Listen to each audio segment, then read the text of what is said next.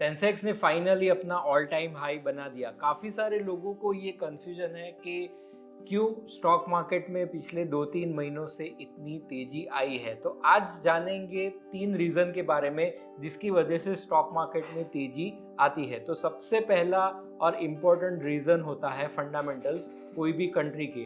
तो फंडामेंटल में सबसे पहले बात करेंगे जीडीपी के बारे में। वर्ल्ड में जितनी भी इकोनॉमी है उसका जीडीपी ग्रोथ ऑलमोस्ट 2-3-4% के आसपास चल रहा है वर्सेस जितनी भी रेटिंग एजेंसीज हैं उन्होंने इंडिया के जीडीपी का फोरकास्ट अराउंड 7% दिया है which is highest in the world. Second point है इन्फ्लेशन। यूएस हो, यूके हो या अदर कंट्रीज हो, सभी जगह पे इन्फ्लेशन एक बहुत बड़ा प्रॉब्लम बन चुका है। लेकिन इंडिया की जो भी सेंट्रल बैंक है आरबीआई, उन्होंने इन्फ्लेशन काफ़ी अच्छा कंट्रोल में रखा हुआ है और अभी इन्फ्लेशन जो इंडिया का है वो 4.2% के आसपास चल रहा है which is less than United states of America. तो ये भी एक इकोनॉमी वाइज पॉजिटिव पॉइंट माना जाएगा। नेक्स्ट पॉइंट है डॉलर। डॉलर 84 तक गया था लेकिन काफ़ी सारे एफआई फ्लो की वजह से फिर से डॉलर 82-83 के बीच में स्टेबल हो रहा है। तो डॉलर की स्टेबिलिटी भी बहुत पॉजिटिव मानी जाती है। नेक्स्ट पॉइंट है क्रूड ऑयल। पिछले साल हम लोगों ने देखा था कि रशिया यूक्रेन वॉर की वजह से इंटरनेशनल मार्केट में क्रूड ऑयल के प्राइजेस बढ़ के $130 तक पहुंच गए थे। लेकिन इंडिया रशिया के पास सस्ता क्रूड ऑयल परचेज कर रहा था और ग्लोबली अभी क्रूड ऑयल के प्राइजेस $72-74 के आसपास चल रहे हैं। शायद इंडिया को रशिया से उससे भी सस्ता क्रूड ऑयल मिल रहा है। तो India is one of the biggest oil importer of the world. तो क्रूड ऑयल के प्राइसेस जितने डाउन रहेंगे तो एज ए इकोनॉमी हमारे लिए बहुत ही ज़्यादा बेनिफिशियरी रहेगा। नेक्स्ट पॉइंट आएगा जीडीपी कलेक्शन। जीडीपी कलेक्शन हर महीने थोड़ा थोड़ा करके सुधर रहा है बिकॉज इकोनॉमी फिर से बैक ऑन ट्रैक आ रही है। सर्विस पीएमआई या मैन्युफैक्चरिंग के भी डेटा देखे तो वहाँ पे काफ़ी सारी एक्टिविटीज़ पॉजिटिव साइड पे देखी गई है।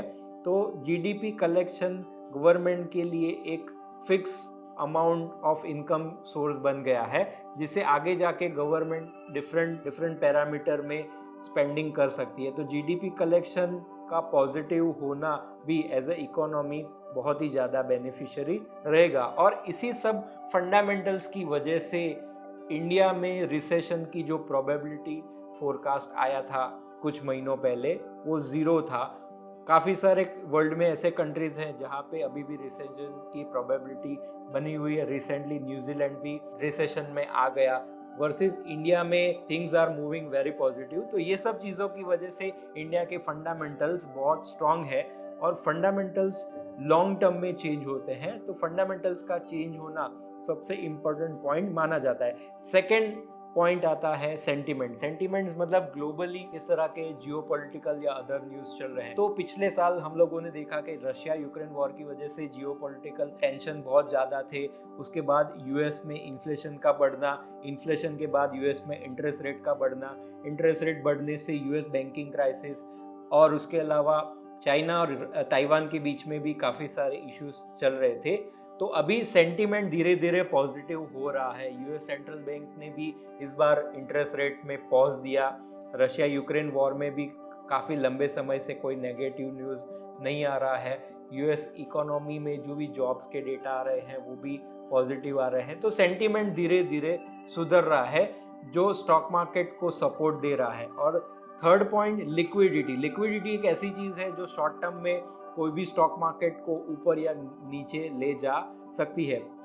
मार्च महीने तक एफआई ने ऑलमोस्ट 2.5 लाख करोड़ के आसपास का स्टॉक्स में सेलिंग किया हुआ था जिसकी वजह से मार्च 2023 में मार्केट काफ़ी नीचे चला गया था। लेकिन इसके बाद फिर से एफआई इंडिया में बाइंग करने के लिए आ गए हैं। लगभग 65,000 करोड़ का बाइंग अभी तक एफआई ने पिछले 3 महीनों में कर दिया है, जो आने वाले टाइम में अगर रेट कट भी आता है तो ऐसी सिचुएशन में एफआई के फ्लो बढ़ते हैं। इंडियन स्टॉक मार्केट में डीआई भी एक इम्पोर्टेंट पिलर की तरह काम कर रहे हैं। अभी रिसेंटली एसआईपी बुक देखी जाए तो 14,700 करोड़ की एसआईपी हर महीने इंडियन इन्वेस्टर्स कर रहे हैं, जो पैसा slow and steady progressively stock market में आ रहा है। तो म्यूचुअल फंड तो स्टॉक मार्केट में पैसा डाल ही रहे हैं, एफआईआई फिर से स्टॉक मार्केट में इन्वेस्टमेंट करने के लिए आ गए हैं, काफ़ी सारे नए आईपीओ भी धीरे धीरे मार्केट में एंटर हो रहे हैं। ये सब चीज़ों की वजह से फंडामेंटल सेंटीमेंट और लिक्विडिटी फिर से बैक ऑन ट्रैक आ रही है। वही रीज़न है कि जिसकी वजह से सेंसेक्स अभी ऑल टाइम हाई टच कर चुका है। अगर आप रिटेल इन्वेस्टर हो और लॉन्ग टर्म का विजन रखते हो तो all time high is just a number. पिछले काफ़ी सालों से हर बार 40,000, 45,000, 60,000, 65,000, it is just a number. तो अगर आपका यहाँ से लॉन्ग टर्म विजन है और आपने अगर कोई प्रॉपर गोल रख के इन्वेस्टमेंट किया हुआ है तो ऑल टाइम हाई हो गया, चलो मैं मार्केट में निकल जाऊं और फिर मार्केट के करेक्शन का वेट करूं, तो ऐसी गलती शायद एक रिटेल इन्वेस्टर को नहीं करनी चाहिए। Have a good day, thank you.